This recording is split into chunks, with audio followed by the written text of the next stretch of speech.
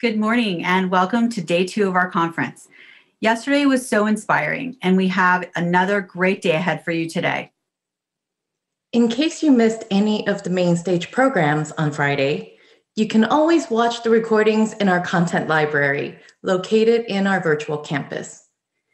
Now, before we introduce our first panel, I would like to thank Pasha Hawthorne, Lara Abel, Danielle Harvey, and the entire USC Alumni Association staff for making this year's conference a huge success. Thank you so much. It is hard to believe that we started this journey in 2019 in hopes of producing an in-person event in Seattle. The pandemic required us to move to a virtual format, and in some ways, I'm glad we did. We are now able to share meaningful content with a much broader audience around the world. This transition would not have been possible without the steadfast support of the incredible USC Alumni Association. Thank you, as always, for your unwavering support. And now it is time for our first panel discussion, which could not be more timely. 101 years after women gained the right to vote, we first female.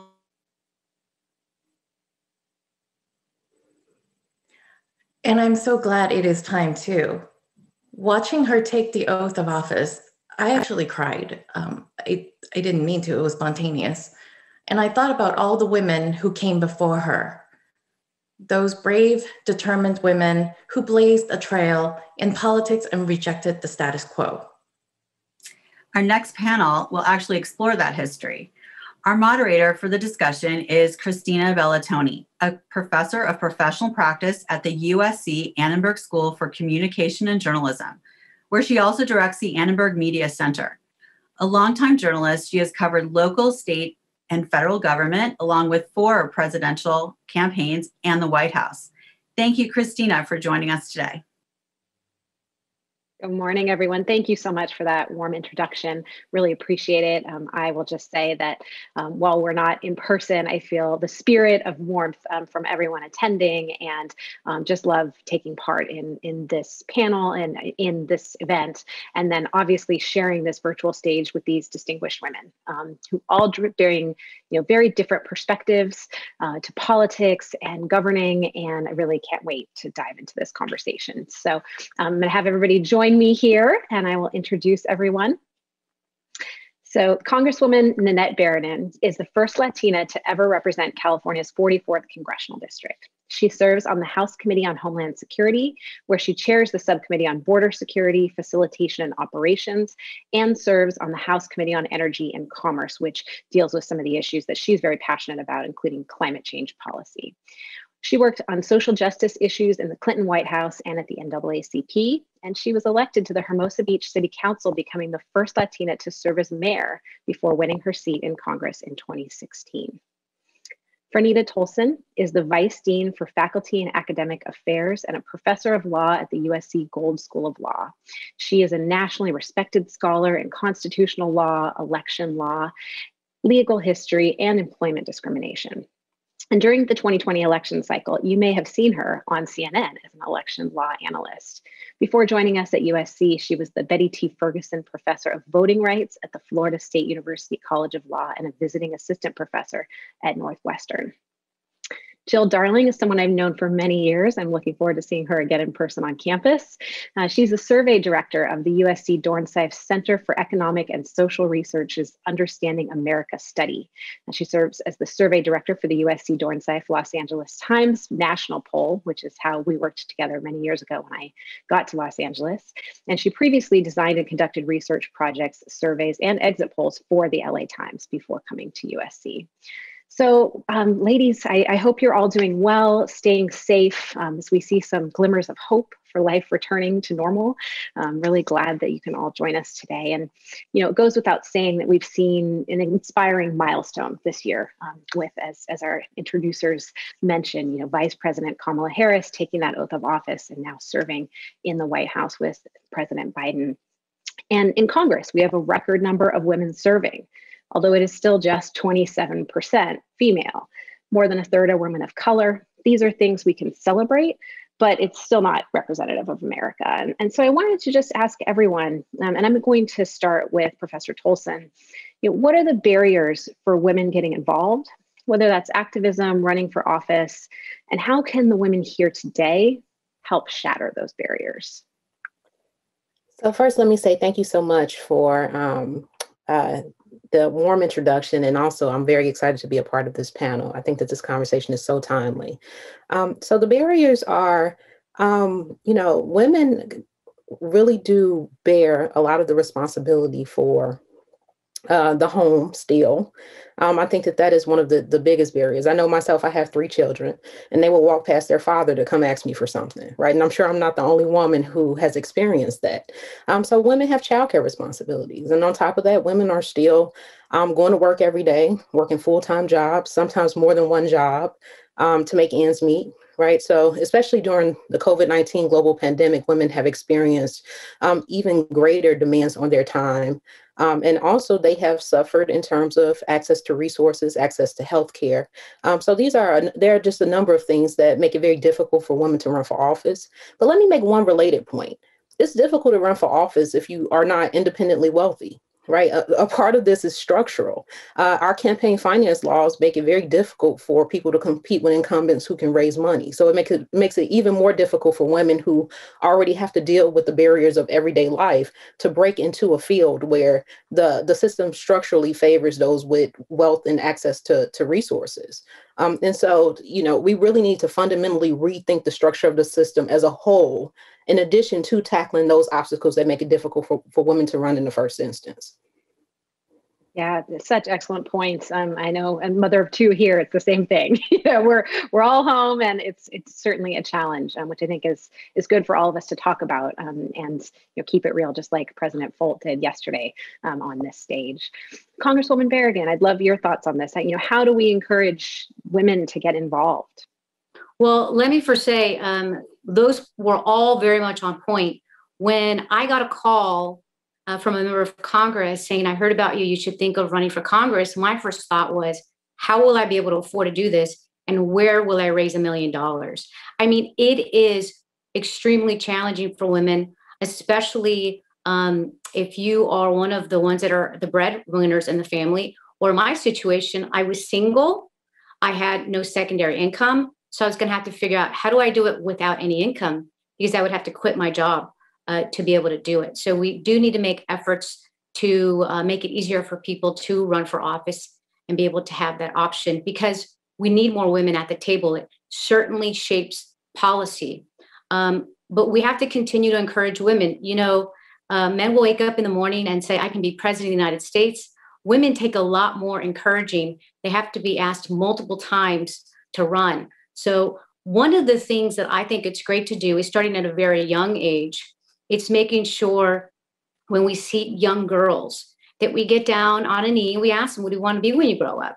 And when they say, I want to be a teacher, or I want to be a nurse or a doctor, we reinforce that as a great thing. I do that with myself. I'll say, oh, that's great. My sister is a nurse. But then do the follow-up question and say, but how about President of the United States? And put that seed in their mind, and you'll see their eyes light up, a big smile on their face, and they'll say, yes. And that's what we need. So we need to encourage our young people very early on. And seeing Vice President Harris there now, I think embodies this vision in young girls that they too can get there. But we're not there yet, right? We still need to see a woman president.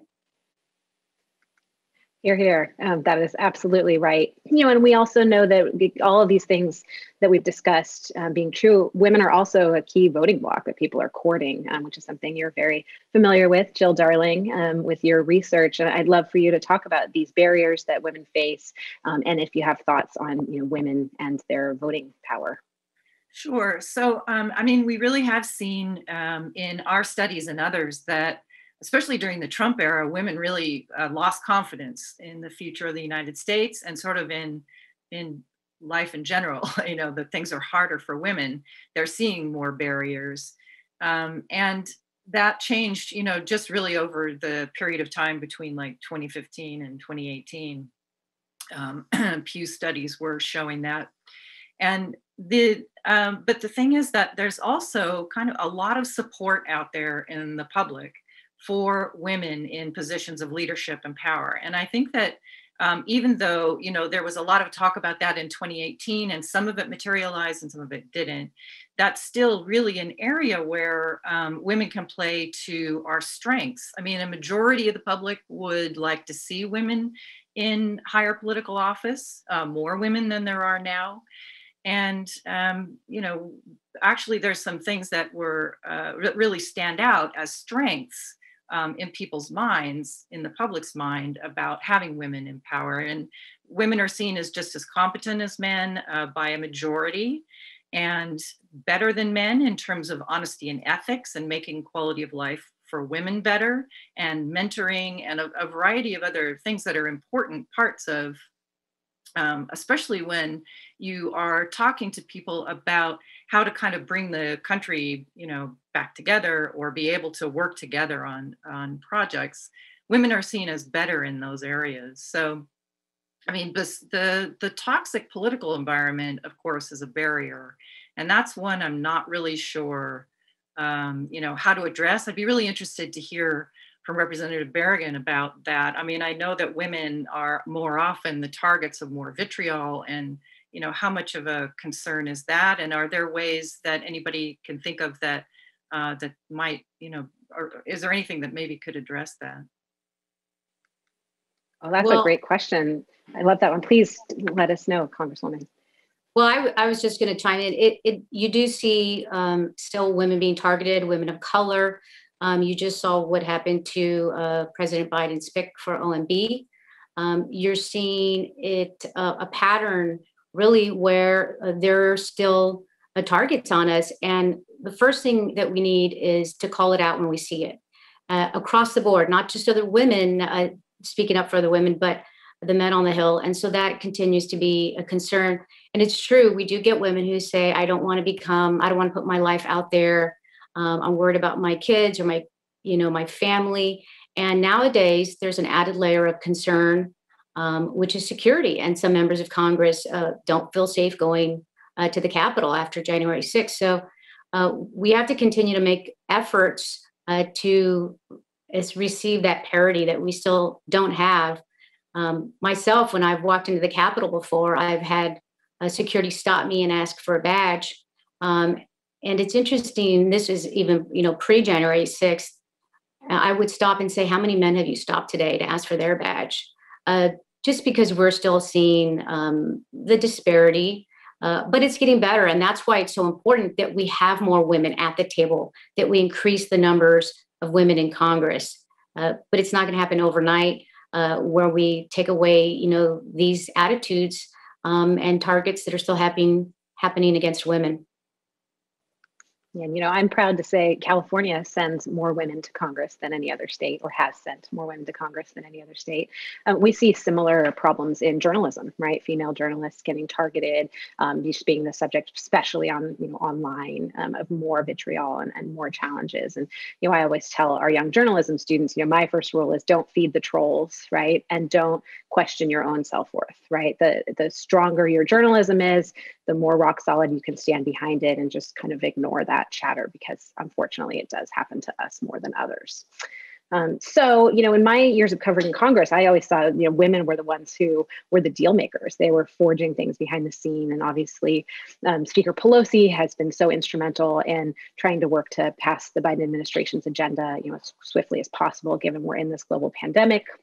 So for those of you who were not up watching C-SPAN overnight, we have a little bit of news that the Senate is now on track to pass a $1.9 trillion COVID relief package. Among the provisions that did make it through are federal unemployment benefits that will be extended at $300 a week until September 6th. Now, this is less than the $400 that Congresswoman Berrigan supported when it passed the House, and it does not increase the minimum wage. It does include things like a child tax credit, and and provisions for reopening schools, which, as we've discussed here, could potentially help women more. But I wanted to talk a little bit about this. It didn't extend family leave. What do we think about this measure? And I'll start back with the Congresswoman. As it looks to pass the Senate, hopefully in the coming days here, and then also, what do we see coming from the federal government that can help women? Well, first of all, it's really sad that we don't have the family leave. We have, across this country, that would certainly help women and families. And just not to get too personal here, but, I have a sister who is a nurse at a hospital and was just diagnosed with cancer. And when you don't have leave because you're sick, you have to ask for people to donate their time. And that's really a sad thing for our country. And so we need to continue to push for things like paid family leave. We have been able to get some provisions in for family leave when it comes to certain employees on a federal level, but it needs to really be across the board that will help invest in families and in women. We are seeing a lot coming out of this White House on women's issues. And I think now with the different control in government, you're going to see more issues on women's issues. I think just on Friday, we had the president's press secretary was teasing us that we're going to see on Monday, the president signed 2 executive orders on women's issues to achieve economic equity. We didn't get a lot of specifics on it, but I think you've definitely seen action on women's reproductive rights and making sure to protect them. We're going to have a vote on the Violence Against Women Act. I think that's coming up in the next couple of weeks here. You'll see more investment in things like women's mortality and healthcare.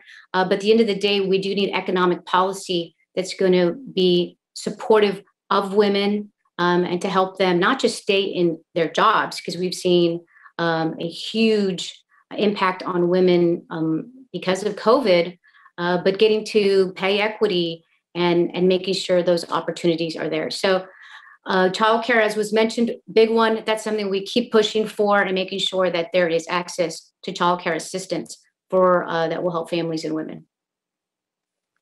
Thank you. Professor Tolson, I'm curious, how do you assess the Biden administration so far on helping women and looking for ways that they can lift women up at this challenging time? So I agree with many of Representative Berrigan's comments. I think that there's a lot on the table that the administration is trying to do for women, but I want to focus on a different aspect, because I do think that regardless of what the administration does, it's also important to have good representation on the Supreme Court, because the court can come in on the back end and really undermine the administration's efforts to be an advocate for women. And part of the reason this comes to mind is because of Representative Berrigan's reference to the Violence Against Women Act, which the Supreme Court invalidated a part of it about 20 years ago. And it was the civil remedy provision. So I think it's really important to, when we think about representation, it's not just in Congress, it's not just in the presidential administration, but it's also in the courts. Because in order for women to really advance in this country, we have to have representation in every aspect of government that can move the ball forward for women. So I would hate for the Biden administration to be really, really aggressive in pushing women's issues, and then a Supreme Court that's hostile to these issues to undermine those efforts. So I think that when we think about representation, the conversation definitely has to be representation of women on all dimensions. And just if I could real quickly, the president has committed that his first Supreme Court nomination will be a Black woman. So for him to make that commitment, I think is really great. So those are excellent points. Yeah, absolutely. And also representation at the state level, right? We know California legislature actually passed its own COVID relief bill that will extend some benefits to people here in California. And obviously state legislatures and having representation everywhere really matters, and at the local government level, which is a good place for women to get involved in politics if they want to start, at the local level as well. Jill Darling, I'm curious your thoughts on the COVID relief bill and how people are perceiving this. Well, as Dean Tolson and Representative Berrigan mentioned early on, the impact on women has been disproportionate. And it has a lot to do with the fact that they have been carrying and really shouldering the burden for childcare. And we have numbers, proving that. It's not just people's experiences talking, but we actually see even early on, we found that about a third of women in two-parent households, working women in two-parent households, were the sole caregivers for children and providers of, childcare and schooling, and compared to 1 out of 10 men who said the same thing. And then when we went into the fall, by then it was 45% of women into, in a couple households where they're both working. And these are working parents. And at that point, 45% of the women had said that they were pretty much the sole caregivers in the home for children. So, I mean, to me, one of the really important things here to help think about how to help women dig out of a hole that that women have been put into with, they've gone out of the workforce in higher proportions than men as well. So they lost jobs in higher proportions. And some of that includes literally going out of the workforce, not even looking for work anymore because they have to be caring for children. And I think that is kind of an ongoing issue then for women who had been set back in their work life or their careers. And, the way forward for that is, getting children safely back to school. So support for creating an environment that's safe for children to go back and getting teachers vaccinated. And also support for caregivers. I mean, child caregivers have also been struggling. And so I don't know whether any of that, I know that was intentional in the beginning to include that. I don't know whether any of that actually made it in to the actual final version. But those seem like important pieces of the puzzle for women. Absolutely. I want to remind everybody that's joining us today that you can ask questions using the Q&A feature located at the bottom of your screen, and we'll be turning to those in just a little while. So we welcome your questions. I want to return to this idea of encouraging young girls, to love themselves, to see themselves in big roles. The Congresswoman put that so beautifully, talking about, talking to young girls. And, what are ways that we can all think about this as we work with our, amazing college students. Annenberg is, I believe, more than 75% female. And, how do we help young women, especially, lift themselves up and pursue things, big dreams and big goals? I'll start with Professor Tolson. I think a big part of this is just letting them know that it's possible, right? So much of our history, because there have been so few. If you think about it, Barack Obama and Kamala Harris were like, 1/5 of all of the senators of color that this country has ever had, right? So I think that it's just very important to have women, not only women, so women who have made it, who have achieved these milestones, really communicate with the generations that are younger and let them know that it's possible. Because I know when I was coming up, I had no sense that women could do these things. I mean, I came from a very traditional household. And so I was, when I was in law school, I was lucky enough to have Barack Obama as my constitutional law professor. And I knew I wanted to be a law professor, but when you have somebody like former President Obama as your law professor, it still doesn't feel possible, right? Like the standard is so high that, it's, you get to, now that I am a law professor and there's starting to be more Black women in these spaces, it really has emphasized the importance to me of actually seeing people in the roles so that you know that it's possible. And also talking to them while they're young. Right, it doesn't start in college. It doesn't start in law school. It has to start in elementary school. I'm very intentional with my children about talking to them about non-traditional paths so that they understand that these things are open to them. This generation, if you think about it, they have spent a large chunk of their life, for people born sort of post-2008, having people of color in very important and powerful roles in this country, right? The fact that this is one of the most diverse Congresses ever, that is a testament to where we are as a country. But there's still work to be done, right? I think, and importantly, it hasn't become enough of a norm, right? Culturally, we're still not used to seeing women in these positions. I will know that we have really arrived when it becomes incredibly normalized, right? Where Representative Berrigan is not asked for her credentials every time she tries to go into the building, right? Like, to me, that just says that it's not normal enough for us as a society, the fact that we have women in positions of power in this country. And that's where I want us to be. So I think that's kind of the next step, right? We have some representation where people can see women in these roles. And then as we increase these numbers, it becomes more normal where women aren't still sort of pushing against this norm of maleness and whiteness and moving in these spaces. There's so many good books now for young kids too. Our daughter, who's 5 months old, we've been reading her, A is for astrophysics and, a lot of things that show women in powerful, important roles that you might not necessarily envision, when I was growing up and when some of us were growing up. Congresswoman, go ahead. Well, first, Dean, thanks for making those points. I just wanted to thank educators because it really does make a difference in your schools, who your advisors are, who your teachers are, and what they're telling our young. When I was in college, I was an undergraduate student, and I remember going to the Career Center, and I said, look, I'm a political science major. I've never been to Washington, D.C. Maybe I could visit one day.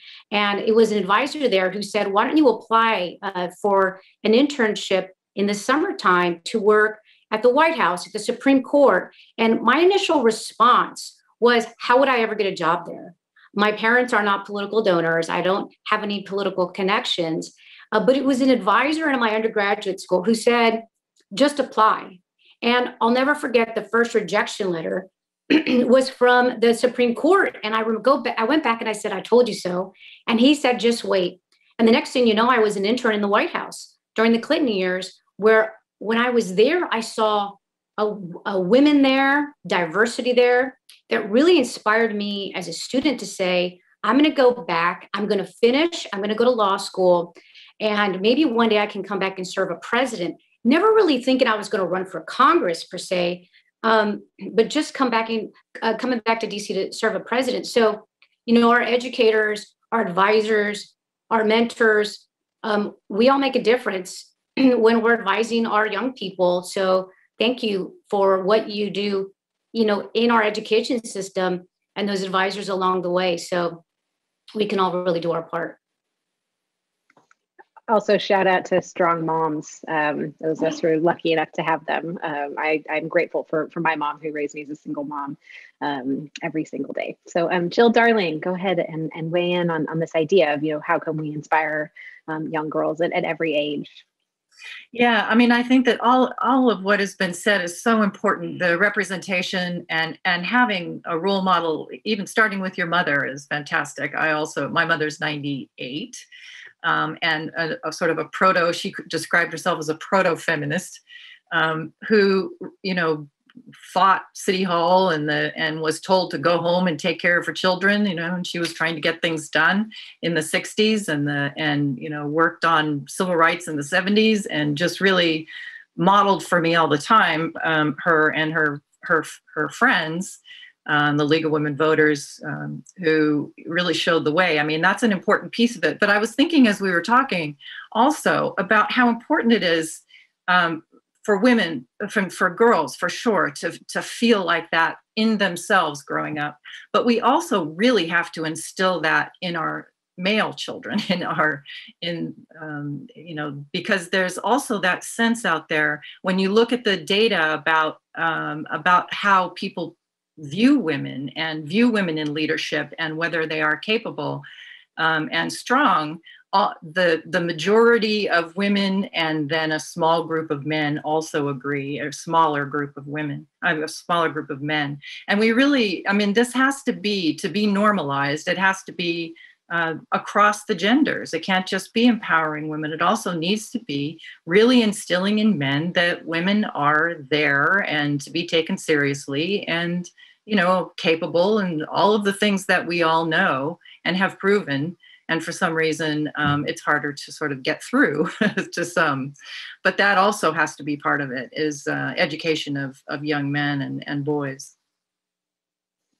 One bit of advice I often give young journalists is just try to set a goal for yourself to to talk to one person or to ask one question at the press conference or to speak up in that one meeting every time, right? At everything you do, force yourself to say something, because it is sometimes easy for a woman's natural position to listen, right? We're great listeners, and to not always, speak up and have ideas. And often those ideas aren't always listened to. I think, we've all been lucky to have positions that we're in now. Obviously, we have been listened to and supported, but something where, speaking up and using your voice for good will also show everyone that we're here and we are brilliant. So thank you for all of those great comments. Now, as we've been speaking, actually some breaking news, the Senate passed this $1.9 trillion COVID relief bill. It is now going back to the House, hopefully for final passage for the Congresswoman to consider in the coming days. So we touched a little bit about how the pandemic has disproportionately challenged women. And we haven't really talked about the vaccine. And I'll go back to Jill Darling. What are women's attitudes toward the vaccine at this moment? And also, we know that right now there's not a clear guideline for when children can get the vaccine, and would love your thoughts on that. I'm the first one not to have unmuted. So sure, we have actually had a tracking poll, a tracking survey, it's not a poll, of COVID vaccine, COVID related attitudes and health behaviors over time. For about a year now, we've been tracking a nationwide group of people in our probability panel that we have at the Center for Economic and Social Research, where I work. And so we have been tracking attitudes towards the vaccine over time, and have seen really a sort of an interesting pattern in this, in that early on in the pandemic, there was a high level of sort of feeling of acceptance across the board, and thinking that yes, when it was available, they were going to get it. And then there was a lot of sort of disinformation and concern across the summer, and that grew. But then as we got into the point in time when the vaccine started to become more available, and the idea that it was going to be coming along and people started feeling more confident, that grew. But we did see that grew sort of more among men than it did among women. And in general, men are several percentage points more likely to already have been vaccinated at this point in our latest data. Despite the fact that there were more women in the age ranges that were first eligible to be vaccinated. We did see that there are more men who actually got the vaccine. And men who haven't been vaccinated yet are also more likely to be sort of ready and waiting to be vaccinated when their time comes. We're seeing more vaccine hesitancy among women in general. When you think about sort of the opposite of that, when we ask the question, we ask, how likely are you? And then people will say that they're not sure as well. They're not even sure how likely they are. And what we're seeing is that for women, and particularly women of color, we're seeing that there's a higher proportion who are just really kind of still waiting to see, both in the likelihood, less likely, and also sort of just more unsure. But our latest information about this is that when we look at what's really driving the hesitancy and what's driving concern, it is more along the level of educational attainment. So people who don't have college degrees compared to people who do. And that generally erases sort of the racial difference that we were seeing early on in most cases. And so there's really a real need for policymakers to focus on how to help people have good information from sources that they trust, and we have some good evidence and data that can be used to think about sort of how to target those things. But we are seeing that there's more of a concern among women than there is among men. Professor Tolson, how do you assess how this is being rolled out and how people are perceiving it? Particularly, we're seeing some communities of color are not getting the vaccination as quickly as other communities. And it's especially sad that many of the people considered essential workers are not getting vaccinated at the same rates as other groups, despite the fact that they put their lives on the line to make sure that every other demographic has made sure that they got their groceries, has made sure that they have food on the table, has delivered services consistently throughout the past year. I think it's just a tragedy, right? But it also illustrates how, racism and sexism and classism is structurally ingrained in this country, right? COVID-19, if anything, it just laid bare many of the deficiencies of our current system in ways that we have not tackled. And sadly, we often find ourselves in an odd position where when we get past things, we're not introspective enough to look back and say, okay, let's address the core problems that this problem we just emerged from showed us. I think the presidential election is an example of that, right? So we had efforts to suppress the vote. We had January 6th of all things, right? We had questions about the legitimacy of the election, but we elected a president. And I think because we're elected a president, this is why there's this whole narrative about just moving forward and not looking back and trying to figure out what went wrong.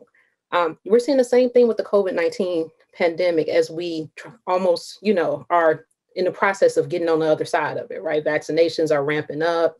All of our institutions are turning their eyes towards when the world opens back up. And I think it'll be another missed opportunity to look back and say, okay, where did we fall short? Right? What groups were really sort of carrying us throughout this entire pandemic, but they weren't able to get the health services and the vaccine and the other benefits that other groups did, even though they weren't quote unquote essential, right? So I don't know if that's uniquely American or not, but we have a bad habit of doing that, of not looking back and saying, okay, structurally, what can we fix in order to make sure that the most vulnerable populations in our society, the populations that are carrying this country, that they can thrive as well. We need to do that. We need to do that in our politics, and we need to do that in other dimensions as well. Congresswoman, yeah. Well, I want to echo, I completely support the comments of Dean Tolson and Ms. Darling. When the vaccine rollout started, I represent a district that's 90% Latino African American, and it's one of the poorest districts in the state of California. I saw it happening right before my eyes, and I started to scream and say, well, hold on a second. This can't be happening. Immediately was sending letters to the White House, to the governor, telling them about my observations where those in more affluent communities who weren't even on the qualification list were getting access to vaccines. Or we would have people coming into South Los Angeles to get leftover vaccines instead of reaching out to community members in the neighborhood and making sure they had access. I still don't have a mass vaccination site in my district. We have no mobile units, although we just got word yesterday that we're going to get one. But it shouldn't take that much. There's got to be a better way to either look at zip codes that are hardest hit, areas that are hardest hit, and start. And that's really, I'm going to think, help us flatten the curve, in addition to making efforts to tell people to wear the mask and all the other preventive measures they need to do, like washing their hands. But I want to go back a little bit to one thing. We are hearing a lot about hesitancy, and I can understand why that is, given history amongst communities of color and vaccinations. But right now, where we sit, I still have calls coming in my office from people who want the vaccine, who can't get the vaccine. And so I want to make sure that those who want it, get it. But the COVID-19 package, hopefully, I haven't seen the changes that were made.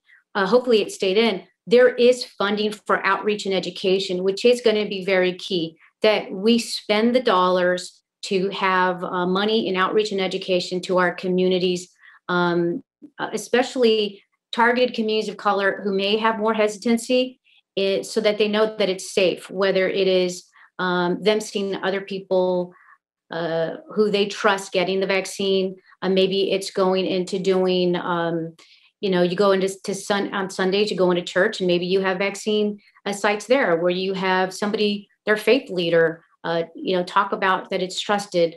In the Latino community, there's something called primadoras, women in the community who they rely upon and they look to and they trust, going out there talking about the vaccine and how it's safe. So there's a lot of work to do on the education and outreach, but we have to start by making sure that we're not just focused on the number of vaccinations, but that they're getting into the right arms, and that our communities of color are not being left behind along with our low-income communities, which is why I think it's really important that community health centers, where underinsured, undocumented folks, people who don't have access to healthcare, and maybe some people who do have access to healthcare, go, and where maybe they trust their medical professional there. Jill, did you want to add something to that? Sorry, just to chime in on that. I mean, what we really have seen that this pandemic has differentially hit people, people who are able to work from home and keep their jobs, compared to people who were not able to work from home and either lost their jobs or, as you were saying, out on the front lines of care, or not just care, not saying care, but just delivering goods, still just doing all of the things that supported people being able to shelter in place and to stay safe. And the fact that the most vulnerable, sort of low income communities and people with lower educational status, and those groups were hit so hard by the pandemic in terms of economically, in terms of jobs, in terms of the hours that they're working, in terms of being able to keep housing, food insecurity, housing insecurity, economic insecurity. We see all of those things increasing, the stimulus helping some of that. But having that then be a group who were not prioritized in the vaccines seems to be really an oversight. And I think that that's absolutely right, that needs to be supported. That's, as we look back and think about how to learn from this, that would be one takeaway that I would hope would be, really prioritized in the future, that we actually look at who it is that is most in need, and then try and do that. I mean, I know that that's what was in the forefront of thinking about getting older people and group homes and all of that. But that was very important, but also this group of people who are already vulnerable and already shouldering the biggest burden of the pandemic. I mean, that's equally important. Christina, can I piggyback on that point? Please do, yes. Because I think that's a really important point. I do think that the fact that in the most recent version of the COVID bill, I too haven't seen what came out of the Senate, but the fact that we can't raise the minimum wage, despite having lived through this year and seen sort of the damage that COVID-19 had on impacted on vulnerable communities. I just think our problems are cultural. It's not just political, right? Our conversation around this needs to change, right? So this goes back to earlier points about normalizing seeing women in positions of power, and how that has a cultural dimension as well. We really need to change the way we think about these issues. And it's not a matter of simple politics. It also reveals something about where we are culturally and how we view people in these groups. We're only doing as well as the people who are less fortunate in our society. Once we realize that, then I think we can really have some change. But until then, we'll continue to take advantage of and exploit vulnerable communities and expect them to do all of the heavy lifting. And that's just not right. That's not American at all. Such great points. And I mean, it really shows that while we've got all these historic milestones, there's still far more to go here. Now, we're going to turn to the Q&A portion of the program. I'm going to try to get to everybody's questions. There's so many great ones in here. We've got a little less than 10 minutes, but I'm going to start the first one, maybe just if one person wants to tackle it, jump in. The question is about the Equal Rights Amendment, and when might we see that? And what is the potential pathway for that to become reality? Well, let me start with this. I don't think I've gotten an update from the leadership on when that vote will happen. I can tell you that there's a long laundry list of things we're working on and doing. This week, we just passed the policing bill. We are doing the Women's Against Violence Act. But I don't have an exact date. Now, I do feel more confident now that that bill will be able to get through, given the makeup. But we haven't really had enough conversation to know what the Senate makeup, when it comes to voting on this, is going to look like. So I think we're going to have to wait and see a little bit, but I'm hoping that we've got the votes to get this through, because it's way past time for us to pass the ERA. There's a good question here about healthcare, and I'm going to try to read it and summarize it as I'm reading it. This comes from Susan Kismet-Hibbert. We need more publicly funded solutions to some of these problems, particularly as these issues are clearly contributing to and detracting from the public good. What about nationalized free quality healthcare, federally staffed, funded, low or free quality childcare? As a parent with 2 young children, both with developmental delays, the insane runaround for trying to identify, apply for, and fight for services for these kids has been an almost insurmountable problem. After a year, I gave up and dedicated myself, or decided to train myself to perform the functions necessary to help my kids. What I learned working for the federal government, that my healthcare does not cover any costs or services for learning or developmental delays, putting the burden on us to find the resources, working, raising kids, making life happen. This is all, it's ineffective. This is, such a challenge. And Professor Tolson, maybe I'll direct this to you, thinking, we see this play out in so many different ways, particularly people who are trying to connect with resources and learn more about ways that they can help their families. No, and I think that is really a testament to the work that needs to be done, because not only do we expect people to navigate a system in which, having a network and knowing people is really important for knowing where resources are, right? And not everybody has that type of access. And on top of that, we're telling women to manage healthcare issues, manage childcare issues, raise their families. Oh yeah, and you also have to break this glass ceiling and be an example to the people coming behind you, right? And so, and don't get me wrong, that is very important. That's been a huge focus on of this panel today, but it also goes to show that in order for there to be more women in this space, we have to have an infrastructure that makes it more easy for people to manage the difficulties of day-to-day life, and we don't. The system as it stands is really driven by connections, by people who know where to go to get resources, whereas there are certain resources that should be readily available, right? Healthcare, personally, I believe it's a right. It should not be treated as a privilege. It should not be a secret in how to game the system and try to figure out how to get what your children need. This information should be readily available. And in fact, we should be more aggressive in making sure that people in these domains have what they need, but we just simply don't. And I do think that to the extent that our goal is to have more representation, we do have to address those core structural issues first, or else we may never get past 27%, Christina, I think you said, in terms of women in Congress, right? Because we still have women who are well qualified, who could change the world, light the world on fire, but for the fact that they have to navigate the challenges of everyday life that our system makes it difficult for them to overcome. Absolutely. I'm going to direct this next one to Jill Darling.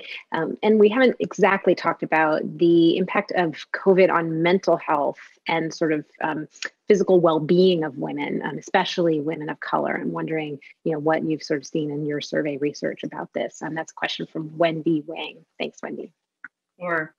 Yeah, so it was a very interesting pattern in mental health, looking at mental health overall over the course of the pandemic. There was a big spike in depression and anxiety, the way that we measure sort of emotional distress, right when it happened, sort of by the end of March and early April, there was a spike. And then overall, it kind of leveled out for the country. Everybody kind of got used to it and went back.